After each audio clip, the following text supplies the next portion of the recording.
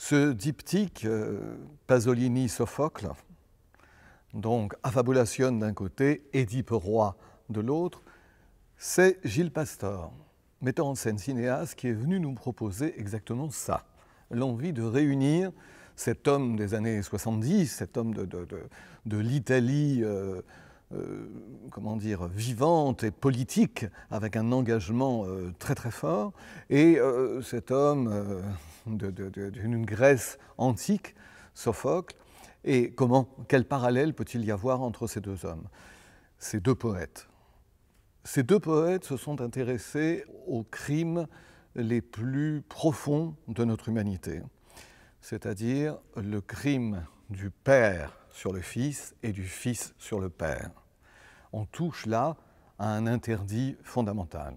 On ne sera pas étonné que Pasolini, qui était un homme engagé dans la poésie, engagé dans sa vie sociale, engagé dans sa vie sexuelle, ait montré comme ça, ait voulu nous mettre devant un miroir, devant des choses qui nous travaillent au fond, qu'on écarte souvent en disant « bon, c'est quand même des épiphénomènes, ça n'existe pas ». Mais si, en tout cas, ça existe dans notre inconscient. Le meurtre du père est symbolique et il peut parfois devenir réel, malheureusement. Dans les deux cas, il deviendra réel. Dans Sophocle met Édipe qu'il ne sait pas, puisqu'il ne connaît pas son origine, finira par découvrir qu'un homme qu'il a tué après une altercation, en fait, était son père. Donc là, il n'y a pas de volonté consciente.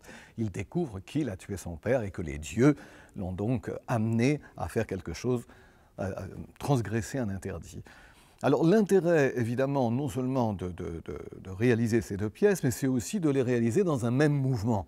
Ce qui nous plaît, c'est de vous proposer une traversée où vous pouvez commencer par Pasolini et terminer par Sophocle. Mais l'idée que ça se joue dans une même scénographie, avec les mêmes acteurs, et précisément avec un où c'est le père qui tue le fils et l'autre c'est le fils qui tue le père, nous paraît extrêmement intéressant comme aventure sur le plan poétique et sur le plan théâtral, parce que ce sont des pièces éminemment théâtrales.